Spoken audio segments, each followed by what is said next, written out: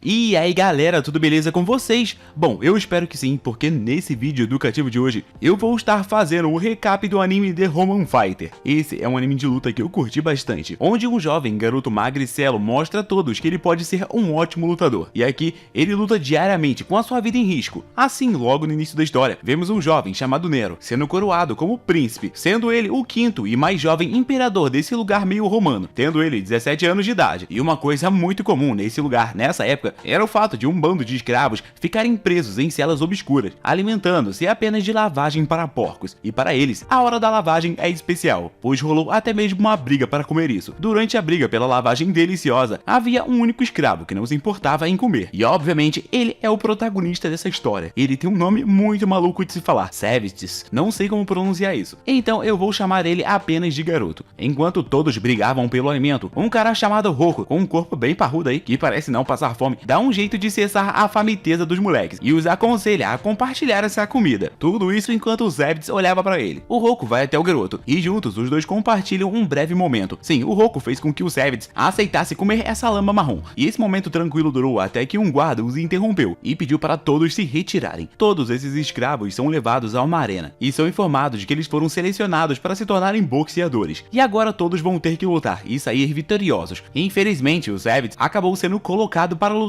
contra o Roku. E ao ver isso, você logo pensa, nossa, coitado do menor, vai tomar uma surra. E por mais incrível que pareça, o Zebdes abre a boca, dizendo que não quer bater no seu amigo. Mas ele não tem escolha, ele tem que lutar. Mas o garoto não queria. Então, o treinador dele, o tal do Zafar, ciente de que o garoto ainda não está acostumado a lutar, interveio e disse que ele tem que lutar, pois essa é a única opção que ele tem na sua vida. Depois disso, vemos os dois garotos. Eles são obrigados a colocarem luvas duras, cheias de metal, e iniciarem uma luta. O Roku, mesmo sendo um grande amigo do Zebdes, não pretende pegar leve com ele, e ele incentiva o seu amigo a fazer o mesmo. E ele só falou isso, pois ele pode ver que a postura do seu amigo está errada, e pelo visto ele parece bastante nervoso. Assim vemos o Roku avançando em direção ao Zebdes. No entanto, instantaneamente o cara fica surpreso ao se ver no chão, com seu rosto escorrendo sangue. Sim, o Zebdes é um lutador de boxe muito forte, e isso deixa todos chocados. Nesse momento o garoto fica visivelmente perturbado por ter atingido seu amigo, então ele assume uma postura defensiva, esquivando-se dos ataques do seu amigo, e mantendo firme o seu dilema interno de não meter socos no seu amigo, sendo que amigo foi feito para socar. No entanto, essa luta tem que ser finalizada, pois quanto mais tempo o garoto continuar de pé, mais tempo o seu amigo vai continuar sofrendo, sacastes? Então o garoto termina logo a luta, aplicando alguns golpes no estômago do Roku. No fim, o Roku admite que ele foi espancado por alguém que ele julgava ser muito mais fraco. Ele reconhece a força do garoto, e o seu grande ego de ser um cara muito forte agora não existe mais. No entanto, esse momento doce de reconhecimento dura muito pouco, pois o Roku acaba sendo perfurado por várias flechas, e logo em seguida ele morre nos braços do garoto que o derrotou. Sim, nesse império, o destino de um escravo do sexo masculino é lutar, e nenhum escravo tem permissão para perder. E devido à sua vitória, o garoto acaba recebendo uma marca aí do Julianus Valens, e essa marca serve para mostrar a sua propriedade. Sim, o garoto pertence agora à família Valens, e eu achando que o V era de vitória. Esse cara explica aos seus escravos que ele é misericordioso e está disposto a conceder liberdade a cada um deles após eles obterem 100 vitórias. E essas falas despertam a admiração nos olhos de todos os meninos, sendo que essa oportunidade que ele deu a todos eles também é basicamente uma questão de vida ou morte. Assim, o garoto começa a treinar rigorosamente aí com o Zafar, e enquanto treinavam, o Zafar percebeu que esse garoto é muito frágil e que ele não seria capaz de resistir a nem mesmo um golpe potente dos seus inimigos. O Zafar percebe que o garoto não vai conseguir derrubar nem mesmo seus oponentes, já que ele é muito fraco. Mas o Zafar acredita que o garoto se tornará um ótimo boxeador. Ele enxerga a possibilidade de que o menor se torne o melhor boxeador do mundo. Sonha muito! Na verdade, ele só tem toda essa esperança porque os movimentos aguçados do garoto e os seus movimentos são tão rápidos que ele acredita que nenhum oponente vai conseguir o superar. E é por isso que ele decidiu ser o mestre do garoto, para que ele possa mostrar ao menor a maneira correta de usar todo esse seu talento aí de ser pequeno, magricela, mais veloz. E é por isso que ele decidiu ser o seu mestre, para que possa mostrar a maneira correta de usar o seu talento. Mas logo depois disso, Zafar é ridicularizado pelos outros treinadores por ele ser um deficiente. Todos afirmam que é patético que um homem que já foi conhecido como Lobo Invicto não consiga nem mesmo cuidar de si mesmo agora. Ele não dá atenção a essas críticas e informa aos Zebdes sobre uma luta que está se aproximando em uma arena em Roma, e ela será assistida pelo próprio imperador. No caminho para a arena, o Zafar ensina o garoto algumas coisas, dizendo que ele precisa vencer para que ele possa conquistar o seu próprio futuro. Depois disso, vemos os Zebdes percorrendo os corredores da arena, completamente perdido devido à arquitetura complexa do local. Felizmente, um garoto loiro chamado Ruska lhe indica a direção certa, e eles se tornam bons amigos após esse breve encontro. E enquanto espera por sua luta, o Zebdes ajuda um companheiro escravo e lutador, que o adverte sobre lutar contra adversários adversários adultos, informando de que crianças como eles não têm chance de derrotar os adultos. E o destino agora não parece estar do lado dos Zevets, pois o seu próximo adversário acaba sendo um homem adulto e alto. O Imperador não estava animado com essa luta. Ele tinha certeza de que o pequeno Zevets iria ser amassado até a morte, devido à diferença de tamanho entre os dois. Apesar disso, o Zevets consegue derrotar o adulto com muita facilidade, sem levar um único golpe. Todos ficam surpresos, inclusive o Nero, pois ele não queria esperar que o menor iria vencer um gigante. Tadinho, nunca leu a Bíblia. No entanto, esse momento de alegria durou pouco, pois os espectadores decidiram que o oponente do pequeno boxeador deve morrer por ter perdido vergonhosamente para uma criança magrela. O Zevets implora por misericórdia. Ele não quer que o seu inimigo morra. Então ele faz o que deve ser feito, levantando seu polegar esquerdo em direção ao Imperador. Nisso, a Imperatriz Viúva, a mãe de Nero, ordenou imediatamente a morte de ambos. Tudo isso porque ela enxergou que o Zevets, um mero escravo, estava tentando manipular a decisão do Imperador Romano. Felizmente, o Demetrius, o general romano-chefe, consegue acalmá-la, afirmando que em um momento como esse, o Imperador deve mostrar a sua estatura para o povo, julgando calmamente a situação. Consequentemente, o adulto feio é deletado do anime e o Zevets é repreendido por Zafar pela sua atitude descuidada. Também foi lhe dado a explicação de que ele não pode se dar ao luxo de simpatizar com o inimigo, e para garantir a sua segurança, ele precisa apenas pensar em sua sobrevivência. E se um dia ele quiser que os seus inimigos sejam poupados, ele terá que abrir o caminho para a vitória usando seus punhos, conquistando assim o afeto de todos. Essa repreensão acaba sendo interrompida por um convite feito pelo Imperador para o nosso garoto Magricela. O Imperador cumprimenta o Zevets com alegria, expressando a sua satisfação com a luta maravilhosa que o Zevets travou. E enquanto ouvia os elogios, o Zevets estava se surpreendendo com o fato do Imperador não ser um homem velho, e sim um jovem da idade dele. Nesse momento, o Zafar se apresenta como um treinador dos Zevets para a Imperatriz, e ela parece reconhecer ele como o homem que lutou contra o Demétrio há anos atrás, para ser específico, há 10 anos. Então, os dois homens têm um momento de olhar sério um para o outro, relembrando a luta final que tiveram. Enquanto isso, o Zevets olhava para o lutador com medo, afinal de contas, foi esse homem que arrancou a perna do seu mestre em uma luta. Depois disso, o Demetrius revela que preparou uma luta especial, em comemoração à coroação do Imperador recém-nomeado, que acaba sendo uma partida entre dois boxeadores altamente habilidosos, sendo um deles o Ruska Demetrius, o filho do próprio Demetrius. Todos na plateia podem sentir a intensidade e a força absoluta de ambos os boxeadores, e antes mesmo da luta começar, todos torcem por eles, e o Ruska rapidamente derruba o seu oponente, usando as suas próprias técnicas especiais de combate, e todos percebem rapidamente que apesar de sua idade, ele é um veterano na arte do combate. O Nero fica muito surpreso com esse novo estilo de combate, e o Demetrius explica tudo. Esse tipo de combate é chamado de Pankration, sei lá como se chama, eu só sei que ele se baseia na luta livre, e se funde com as artes orientais de seu próprio soldado. Esse método de combate utiliza golpes, arremessos, técnicas de luta e, portanto, é muito mais mortal do que o boxe. O Zevets desconfia do Ruska e do seu estilo de luta único, e logo acaba desejando nunca estar ao lado oposto dele em uma arena. No dia seguinte, o Zevets vagueia pela residência real com as suas correntes, a convite aí do Imperador, quando de repente o Ruska o cumprimenta, informando ao Zevets que ele também recebeu um convite do próprio Imperador Nero. O Zafar informa ao Zevets que ele estará esperando por ele do lado de fora do edifício real, afinal de contas ele não quer se intrometer nesses assuntos. Após falar isso, o Zevets segue o Ruska aí para dentro. Os dois andam pelo jardim juntos, e o Zevets repara a beleza do local, principalmente da vegetação, afinal de contas ele não está acostumado com esse tipo de visão. Do nada ele para ouvir um som que ele nunca ouviu em sua vida, ao que o Ruska explica que o que ele está ouvindo é a famosa música. No entanto, o Zevets não tem a menor ideia do que é isso. O Zevets, sendo um escravo, nunca tinha ouvido esse som, e esse som o faz se relembrar de todos os momentos delicados de sua vida. Sim, essa música era muito bonita, completamente diferente da música de batalha que ele sempre costumava ouvir. Ele só estava acostumado a ouvir o som das arenas, e sem motivo algum ele começa a chorar. O Nero, ao ver o Zevets chorando, fica encantado com essa cena emocionante. Afinal de contas, ele nunca viu alguém ficar emocionado com uma música. Isso o deixa muito feliz e ansioso para conseguir provocar mais reações emocionantes no Zevets, e por isso ele decide cancelar todos os seus compromissos para poder se focar completamente nisso. No entanto, a Imperatriz não estava satisfeita com isso, e continuando a conversa com os dois lutadores, o Imperador pergunta o porquê dos dois participarem de lutas tão terríveis. Primeiro, o Ruska responde, dizendo que o seu sonho é ser um guarda, seguindo assim os passos do seu pai. Já o Zevets diz que ele deseja ser um homem livre e não estar mais preso às suas correntes, e que a única maneira que ele tem de conseguir isso é usando seus punhos. Enquanto isso, o Demetrius acaba levando o Zafar para dentro do edifício real, para que ele possa testemunhar um evento interessante. E o evento era o seguinte: o Zevets estava prestes a levar uma surra do Ruska. Sim, a Imperatriz, irritada pelo Nero ter deixado de lado suas responsabilidades, exigiu uma luta de dois boxeadores. Luta essa que o Ruska também não queria participar, mas infelizmente ele teve que lutar. E ao ver essa cena, o Zafar se arrepende de não ter acompanhado o Zevets. Afinal de contas, por ele não ter ido junto com o menor acabou sendo colocado nessa situação. Tudo isso devido ao temperamento da Imperatriz. No meio desses acontecimentos, o Demetrius adverte o seu filho para que ele não se contenha. Assim, vemos os dois boxeadores assumindo uma posição para a batalha. batalha, e a luta começa com o Selvitz confiando em sua velocidade para acertar um golpe, mas o Husker desvia de todos eles, estando sempre a um passo à frente do seu inimigo. No meio da luta, ele abraça o Selvitz, e logo em seguida é derrubado facilmente no chão pelo Husker. Sim, o Husker iniciou um estrangulamento para cima do Selvitz, e o nosso escravo Magricela não está disposto a desistir, fazendo assim com que a situação piore para ele. O Zafar, incomodado com a dor do seu aluno, tenta intervir, mas ele é imediatamente impedido pelo Demetrius. No entanto, o Imperador Nero acaba colocando um fim a essa violência, ao explodir e gritar sobre como ele nunca quis ser um imperador em primeiro lugar. Ele assume ser apenas o boneco da Imperatriz. E ao ouvir isso, a Imperatriz começou a chorar, mostrando aí o seu lado fraco, o que deixou todos chocados. Se eles pudessem, eles teriam fechado seus olhos e ouvidos para não ter visto essa cena, mas infelizmente tudo foi ouvido. Após ela sair correndo, o Husker é repreendido pelo seu pai, por ele não ter acabado com a carreira do Selvitz. E após ser repreendido, vemos que o Husker carrega um forte desejo de matar o seu próprio pai, porque ele está farto de toda sua crueldade. Um tempo depois, vemos o Selvitz triste com a sua perda. Em outro lugar, vemos que o centro de treinamento de Valens acabou sendo incendiado, e todos os escravos da instalação acabaram sendo leiloados, inclusive o Selvitz, e ele agora está sob a custódia de um traficante de escravos diferente. Nesse lugar novo, ele vê o tal do gladiador mais forte. Ele está praticando um treinamento rigoroso, se arrastando com peso nos braços e nas pernas. Então o Zafar abre a boca e explica que esse é um método eficiente de treinamento, que fornece aí uma defesa incrível para a pessoa. O Selvitz continua olhando para o cara, enquanto ele treina incansavelmente por horas, e durante suas aulas com o Zafar, ele se pergunta sobre os seus próprios objetivos e a duração de suas aulas, e o que essas aulas fariam com que ele alcançasse. Ao cair da noite, enquanto procurava um banheiro para se aliviar, o Selvitz acaba vendo a Sabrina. Ela é a mulher mais bonita desse lugar. Qualquer homem dessa terra que a vê acaba ficando instantaneamente apaixonado, e ela havia partido para realizar algumas coisas, e ela queria voltar aí de surpresa, mas o Selvitz estragou tudo. A mulher pergunta quem o garoto é. Ele se apresenta como um escravo e logo em seguida pergunta quem ela é. E por ele não a conhecer, a mulher rapidamente entende que ele não é desse lugar. E enquanto um olhava para o outro, o Selvitz acabou ficando corado como uma criança. E com a chegada de um figurante aleatório, o Selvitz acaba descobrindo a pessoa importante que ela é. No dia seguinte, vemos aquele cara que estava treinando duro, sem parar, o tal do Emden. Ele pede aos seus parceiros de treino que lutem com ele, mas a luta acaba sendo interrompida aí pela Sabrina, que ridiculariza o Emden em sua persistência em treinar e ganhar força. Mas em resposta, o Emden diz a ela que ele manterá a promessa que eles fizeram, ao que a Sabrina finge não se lembrar. Que promessa é essa? Bom, ela fingiu não ter promessa nenhuma com ele, e toda essa discussão acaba sendo interrompida por uma mulher que afirma que vários homens estão causando estragos no bar da sua família, e ela quer que a Sabrina a ajude. Então a loira dos olhos azuis se levanta imediatamente e promete fazer justiça à mulher e toda a sua família. Então ela ordena que os seus escravos acabem com as pragas que estavam sabotando a paz do seu país, e obviamente o Selvitz tinha que estar incluído no meio de todos esses combatentes. Eles chegam ao local e após alguns comentários grosseiros dos criminosos, os dois lados se preparam para lutar. A porradaria começa a rolar solta e o Selvitz contribui de forma brilhante, descendo cacete em vários. No entanto, no momento em que o líder de todos esses bandidos se lança contra ele, o Selvitz mete o socão no cara, conseguindo fazer o homem ser derrubado. No entanto, o cara se levanta e ao invés de tentar lutar, ele força o seu corpo contra o garoto, focando-se completamente em fugir. O Selvitz tenta correr atrás dele, mas o cara é rápido e ele foge rapidamente. E infelizmente, o Selvitz acabou perdendo um homem entre a multidão, e a Sabrina fica bastante irritada com o fato desse cara ter fugido, mas depois ela é informada de que o Emden lidou com a situação, capturando o líder e o arrastando pela rua até ela. Nesse momento, o Emden revela sua irritação com o fato da Sabrina usar pessoas de fora para lidar com essa situação, dizendo para ela que ela deveria tê-lo procurado, em vez de confiar em outros escravos. Em resposta a isso, a Sabrina usa o afeto dele contra ele, zombando do Emden, mencionando até mesmo a promessa que eles fizeram no passado. E ao ouvir isso, o Emden, mais uma vez, promete cumprir tudo que ele prometeu. Então somos levados ao momento em que ele fez tal promessa. No passado, no aniversário da Sabrina, muitos lords e nobres se reuniram para parabenizá-la, comemorando e comentando sobre a sua beleza eterna. Na época, ela recebeu até mesmo um pônei de presente. Então, de repente, o Emden apareceu querendo dar os seus parabéns para ela, e ela apenas o repreendeu, o perguntando que tipo de presente um mero escravo como ele poderia dar a ela para fazê-la feliz. Então, o Emden abre a boca e promete conseguir uma sequência de 30 vitórias em nome dela, e esse será o seu presente. Na Pompeia, nenhum gladiador conseguiu obter mais de 30 vitórias seguidas, e o Emden prometeu superar esse recorde. E a Sabrina, sendo uma mulher insatisfeita com tudo, diz que tudo isso é muito pouco, e logo em seguida diz que iria conceder a ele a liberdade se ele conseguisse uma sequência imbatível de 50 vitórias. Desde então, o Emden tem se esforçado de maneira incansável para que ele possa obter as suas 50 vitórias. De volta ao presente, o Emden ainda precisa derrotar mais 2 adversários para atingir o seu objetivo, e a Sabrina o lembra de que apenas uma derrota o levará a estaca a 0, ao que ele responde dizendo que confia em si mesmo e em todo o seu treinamento. Nesse momento, momento, um escravo e companheiro do Selvitz chama a atenção do Enden pelas suas intenções desonrosas, e no calor do momento, ele nomeia a si mesmo e o Selvitz como aqueles que o derrotarão, e tudo isso vai acontecer no próximo torneio. O Enden então chama os dois para lutarem com ele ali mesmo, mas esses ânimos acabam sendo acalmados, e todos vão embora da sua maneira, que é a pé. E enquanto caminhava de volta para o campo de treinamento, os companheiros e escravos do Selvitz o aconselharam a não ser tão agressivo contra um adversário maior e mais forte. Sim, uma pessoa muito mais alta e muito mais forte tem muito mais vantagem do que o Selvitz, então ele precisa descobrir uma forma de derrotar uma pessoa grande e forte com uma grande defesa, como o Enden. Durante o jantar, um banquete especial é preparado para os jovens escravos. Sim, todos eles vão poder comer carne, muita proteína para ficar grandão. Isso faz com que o Selvitz perceba que ele precisa se esforçar e aumentar a sua força, e para que isso seja possível, ele tem que comer bastante. Mas ele é um escravo. Felizmente, o Zafar percebe isso e se oferece para ensinar um golpe mortal ao Selvitz, se ele estiver disposto a aplicar isso. O Selvitz aproveita a oportunidade com entusiasmo. No entanto, nesse momento, o Selvitz é informado de que ele está sendo convocado pela Sabrina, pois ela quer algo dele. Quando ele chega ao quarto dela, a Sabrina lhe faz uma oferta sedutora de levá-lo para Roma. Obviamente, ela quer comprá-lo e ela quer que ele seja o carregador das malas dela. Obviamente, essa é uma ótima oferta, mas essa oferta irá acabar com sua vida de brigas. Então, o Selvitz pergunta para ela o porquê dela não ter escolhido Enden como sua primeira opção para esse papel, ao que ela descreve que ele é um mero bruto sem graça e sem modos, e o Selvitz é muito mais ideal. Ele já provou seu valor em batalha e ele é muito jovem, logo ela pode treiná-lo para que ele tenha um comportamento mais nobre. No entanto, o Selvitz rejeita essa oferta, dizendo para a mulher que ele não está interessado em ser o seu brinquedinho e que ele tem todo um orgulho como lutador, informando a Sabrina que a vida dele não é miserável como ela pensa, informando ela que ele tem pessoas que se importam com ele, até mesmo amigos. Ele também revela que há muito tempo atrás ele teve uma experiência com um nobre, que ele também se opôs a ser comprado. Esse nobre usou ele como uma ferramenta para a solidão, e a única maneira de sobreviver foi fugindo. Então ele disse para Sabrina que ele mesmo iria comprá-lo com seu próprio esforço, e usando apenas os seus punhos, ele ganharia sua liberdade. A Sabrina se sentiu ofendida com tudo isso, dizendo imediatamente que ela não estava sozinha, e que ele era um idiota por recusar uma oferta tão atenciosa. Ela lhe disse que ele nunca mais teria uma oportunidade como essa novamente. No entanto, o garoto pergunta se ele já pode ir embora, pois ele tem carninha para comer. Então a Sabrina o manda ir embora, frustrada, enquanto o Selvitz volta correndo para comer. Alguns minutos depois, durante o banho, a Sabrina flerta descaradamente com as suas servas, para de certa forma aumentar o seu ego, que acabou de ser rejeitado por um homem escravo. No entanto, o fato dela ter sido rejeitada por um escravo faz com que o ódio comece a crescer dentro do seu coração. Por isso, ela chama o Enden ao seu quarto e exige que ele dê uma boa surra no Selvitz. Sim, a próxima batalha do Enden será contra o nosso garoto magricela, e infelizmente para o menor, o Enden vai dar tudo o que ele tem. Tudo isso em nome da Sabrina. O Enden concorda com tudo isso alegremente. Afinal de contas, a sua querida e amada Sabrina está indo ver uma luta dele pela primeira vez, e por isso ele está muito ansioso para matar o Selvitz. E agora, devido aos desejos da Sabrina, a primeira luta do Selvitz em um torneio será contra o Enden. E apesar de todos dizerem que o Selvitz vai ser amassado, ele prossegue em direção à sua óbvia derrota, estando bastante nervoso, mas ainda confiante de que ele pode vencer. E obviamente ele ignora qualquer palavra de desânimo. Ele acredita que se ele mantiver o seu treinamento e seus olhos afiados, ele sairá vitorioso. Então o garoto usa o seu tempo restante para aperfeiçoar a sua técnica de nocaute com o Zafar, enquanto o Enden faz o mesmo, sozinho, treinando cada vez mais. No entanto, a cada minuto que se passa, o Enden fica irritado. Afinal de contas, ele está com inveja do Selvitz, pois a Sabrina só está indo ver uma luta dele devido a esse garoto, que recusou os desejos que ela tinha. Agora, o Enden acredita que ele é realmente imbatível, pois ele finalmente conseguiu aperfeiçoar a sua habilidade, onde a sua defesa é praticamente impenetrável. Devido ao seu treinamento intenso, ele acredita que pode receber socos o dia inteiro, e de acordo com o próprio Enden, os seus braços são armas mortais de combate, capaz de derrubar o inimigo com apenas um golpe. E agora, com muito ódio, raiva e ciúmes, inveja e todos os piores sentimentos que um homem poderia ter, o Enden está determinado a descer a porrada no Selvitz. E após perceber que a Sabrina não vê valor nenhum nele, o Enden decidiu finalmente lutar pela sua própria liberdade, e não lutar apenas para dar um feliz aniversário para a Sabrina, se livrando finalmente dessa fixação pela Sabrina. Então na arena, vemos que todos fizeram apostas muito pesadas para ambos os boxeadores. Obviamente a maioria das apostas foram no Enden. A arena estava repleta de conversas e de pessoas entusiasmadas, todo mundo querendo ver uma cabeça voar. Os dois lutadores se preparavam, equipando aí seus respectivos trajes, e antes da luta, a Sabrina sorria, estando bastante feliz com a surra que o Selvitz vai tomar. Assim, vemos o árbitro anunciando a chegada do Enden. O público canta o nome do seu boxeador favorito. Enden, Enden, feio pra caralho, nossa, muito feio. E depois de nunca terem testemunhado sua derrota, todos eles tinham grandes esperanças de que seu homem de CG iria vencer. Nisso, vemos que os protetores de braço do Enden são bastante exclusivos, sendo basicamente um hack life, e o Zafar explica aos seus alunos que os protetores de braço que o Enden está usando são feitos especialmente para resistir a ataques pesados e rápidos. Mas ele também se pergunta como o Enden atacará o seu oponente com essas proteções. Logo em seguida, vemos a chegada do Selvitz sendo anunciada anunciada para toda a arena. O garoto está animado e determinado a vencer, apesar das probabilidades estarem contra ele. De repente, a multidão começa a repreender o Emden por ele estar lutando contra um oponente criança magricela, acusando-o de estar escolhendo seus oponentes somente para obter um recorde mais alto. No entanto, o Emden ignora descaradamente todos esses comentários. Ele sabe que está enfrentando uma criança, mas é óbvio que não foi ele quem planejou isso. Sim, tudo é culpa do Cellbits. Assim, vemos os dois boxeadores cerrando seus punhos e se posicionando para lutar. O Emden se sente desonrado porque a multidão o ridiculariza por estar lutando contra um adversário muito fácil, enquanto o Cellbits tenta não se deixar abater pelo tamanho do Emden e permanece firme, tentando manter sua confiança. Assim, vemos o árbitro acenando com o braço e assim a partida começa. As proteções de aço do Emden provaram ser altamente eficientes, pois o Cellbits não consegue danificar os braços do seu inimigo por conta dessa proteção aí de aço. Isso coloca o garoto magricela em uma situação difícil, e o Emden está ciente disso, afirmando mais uma vez os seus pensamentos, de que tudo que o Cellbits tem a oferecer é a sua aparência bonitinha e o seu aspecto de um jovem doce. No entanto, o Cellbits aumenta a velocidade dos seus ataques, dando um soco atrás do outro sem parar, sendo bastante rápido e ágil, esperando apenas por uma simples abertura para que ele possa aplicar um golpe fatal. Por fim, o Emden não consegue acompanhar a velocidade do garoto, sendo completamente surpreendido pela resistência do menor. Mas surpresa não foi só o que ele teve, ele também recebeu um golpe na mandíbula e acabou sendo derrubado no chão. Todo o público vibra, ficando surpresos com a queda do campeão invencível, e a Sabrina fica sem saber o que falar. Ela não consegue acreditar no fato de que o Eden pode ser derrotado. No entanto, o Emden se levanta, agora tendo mais respeito aí pelo seu inimigo, aceitando que o menor é digno. Então ele se posiciona com aquela sua postura apelativa de luta. Assim a batalha reinicia e o Cellbits acaba se esquecendo de respirar durante a sua fúria de socos. Então, ao recuperar o seu fôlego, ele percebe que atacar um Emden a toda a sua velocidade é uma estratégia temporária e que isso não dará a vitória. Assim, a segunda luta entre os dois boxeadores continua e o Emden dá alguns socos no Cellbits de forma bastante agressiva, mas cuidadosa, não deixando brechas para o garoto aproveitar. E o Cellbits se mantém equilibrado, mantendo uma certa distância do seu inimigo para que ele não seja fatalmente atingido. Finalmente, o Emden consegue manipular o Cellbits para a direção que ele queria e o desfere um golpe final que o Cellbits não é capaz de se defender. Esse conjunto de movimentos exclusivos do Emden chocou a todos, inclusive o Zafar. Afinal de contas, ele usou uma forma antiga de boxe. O Cellbits cai no chão depois de ser atingido, mas ele se levanta com dificuldade, acreditando aí que ele não pode desistir e que ele tem que vencer essa batalha. No entanto, seu senso de equilíbrio está prejudicado. Felizmente, isso é um anime e o Cellbits está de pé. No entanto, agora é uma oportunidade perfeita para que o Emden finalmente encerre a partida. Então, ele apenas sorri de forma perturbadora e nem mesmo se move. O Cellbits encara isso como uma provocação, acreditando que o Emden está brincando com ele. Mas poucos na multidão percebem que o Emden planeja desferir um golpe mortal no garoto, não oferecendo nenhuma misericórdia. Então o Cellbits decide se defender atacando, enchendo o Emden de socos. Isso é exatamente o que o Emden quer, pois ele acredita que o quanto mais o Cellbits lutar, melhor a sua vitória aparecerá no final. O Zafar se preocupa com o Cellbits, enquanto ele tenta descobrir o que o Emden está planejando para o seu aluno. Afinal de contas, o Emden está se escondendo atrás do seu sorriso e da sua defesa impenetrável. O Cellbits tenta atacar o estômago do Emden, distraindo com os socos por cima, e de repente ele se abaixou para atingir o estômago do Emden, mas sem saber ele cai na armadilha do Emden e acaba recebendo um soco bem no pescoço, na parte de cima do seu corpo, sendo esse um golpe implacável que foi aplicado sem nenhum sinal de misericórdia. O Emden havia jurado nunca mais usar essa técnica, mas agora o bagulho era pessoal e ele queria eliminar o Cellbits, e o movimento que ele acabou de usar é chamado de decapitador, e ele já matou 2 oponentes no passado usando esse golpe. Após fazer isso, o Emden ergueu o punho em sinal de vitória, sem nenhuma esperança de que o Cellbits se levantasse. Todos os companheiros de escravidão do Cellbits e até mesmo o Zafar o incentivaram a se levantar, pois o garoto estava inconsciente na arena, e durante um estado de sono, o Cellbits despertou todo o seu poder tozoano. O Cellbits ouviu seus companheiros ao fundo, mas o céu para ele estava ficando estrelado. Ele estava quase indo de base pro céu, e do nada ele se recupera e se levanta. No entanto, ele está completamente perdido. Ele não sabe quem é o seu inimigo, ele não sabe por que ele está numa arena e o porquê de estar sendo atacado. Sim, depois de uma concussão muito forte, um ser humano pode acabar perdendo temporariamente as suas memórias, e sabendo que perder uma luta significa sua morte, o garoto diz ao árbitro que ele deseja continuar a luta. Assim, o Emden o ataca continuamente, determinado a vencer logo isso, e a situação não parece boa para o Cellbits, pois ele não se lembra de algumas coisas que acabaram de acontecer. Para o Cellbits, nesse momento, é como se ele estivesse acabado de acordar, e de repente entrasse no campo de batalha. Assim, quando o Emden acerta um golpe com a palma da mão, o Cellbits acredita plenamente que ele morrerá se não vencer. As suas lembranças anteriores passam diante dos seus olhos instantaneamente, quando ele é novamente derrubado, mas com um doloroso grito de guerra, ele se levanta mais uma vez, enchendo a multidão de espectadores de diversão. O Zafar, apesar das chances óbvias contra o seu aluno, provoca o Cellbits a continuar, lembrando daquele golpe secreto que eles treinaram, e se ele não usar, ele não vai sair dessa arena com vida. Então o Cellbits permanece firme e levanta os punhos mais uma vez para continuar uma batalha que não parece ter fim. Assim, finalmente o Cellbits consegue colocar colocar em sua mente o famoso golpe que é capaz de nocautear uma pessoa grande que ele treinou com o Zafar. Sim, agora esse é o seu último recurso. Então ele olha para o Emden com determinação. Os espectadores, vendo toda a demora nessa luta, começam a repreender o Emden por estar tendo tanto problema com o adversário pequenininho. Até mesmo a Sabrina concorda com o público e ela fica se perguntando se o Emden realmente não está indo sério contra o garoto. Ela não entende o que está acontecendo, mas o Emden olha para ela e com apenas um olhar ele demonstra que está dando o seu melhor. Mas o garoto realmente é bom. O famoso decapitador da Pompeia deveria ter nocauteado completamente o Cellbits, e o fato do garoto ter sido capaz de se levantar não faz parte aí dos seus planos. Do nada, a cena corta para um pequeno escravo, perguntando aos seus amigos o porquê do Cellbits continuar resistindo, como ele é capaz de se levantar instantaneamente após receber um golpe mortal, apesar de ter uma aparência tão frágil. Então ele recebe a resposta de que o seu corpo, mesmo sendo pequeno, é bastante flexível e muito macio. Logo, seu corpo é capaz de distribuir uma pressão por todo o corpo. Quanto à recuperação instantânea, isso se deve ao fato das funções cardiopulmonares estarem totalmente operacionais, mesmo após ter recebido aquele golpe. Sim, o Cellbits é um garoto muito saudável, e com seu corpo funcionando a 100%, o seu sangue é capaz de obter oxigênio mais fresco, e tudo isso acabou permitindo com que o Cellbits se recuperasse imediatamente, depois de ter recebido uma lesão aparentemente fatal. A partida continua, e o Emden se aproxima lentamente do Cellbits, arrastando seus pés pelo chão, sem criar uma abertura para o garoto. Sim, mais uma vez, ele adotou a sua postura baixa para atacar o Cellbits, que o recebe de frente, se lembrando aí das palavras do Zafar, para enfrentar a morte de cabeça erguida. Assim ele consegue desviar do ataque inicial, mas perde o equilíbrio e tropeça, mas ele não cai antes de acertar um soco na lateral do Emden, impedindo assim que ele usasse aquele seu braço perigoso. O Emden faz o possível para segurar a sua expressão de dor, mas o Zafar conseguiu perceber que o soco que o Cellbits deu quebrou a costela do cara. Sim, o Cellbits já havia acertado um soco bem naquele exato lugar antes, e agora com esse segundo golpe, é bem provável que a costela do Emden esteja quebrada e o cara esteja segurando sua dor. E isso aumenta muito as chances de vitórias do Cellbits, e agora tem muitas pessoas gritando o nome do Cellbits, mesmo que esse seja um nome muito difícil de se pronunciar, enquanto alguns xingam o Emden. Afinal de contas, eles apostaram muito dinheiro nele. A Sabrina está ficando irritada com o tempo que a partida está demorando, mas o fato que não podia ser negado é que era incrível ver um garoto de aparência tão fraca se mantendo tão firme contra o Emden, que é o campeão invicto da Pompeia. E à medida que a luta continua, a preferência do público acaba se voltando para o Cellbits. Afinal de contas, o garoto está dando sua alma nessa batalha. No meio da multidão, vemos um cara de nariz torto, preocupado com o Cellbits. E esse cara aí fazia parte de um rebanho de escravos jovens. Ele se lembra de ter sido atormentado pela fome todos os dias durante sua infância, não sendo capaz de falar ou se expressar. Em um certo dia, foi anunciado que uma certa pessoa muito riquinha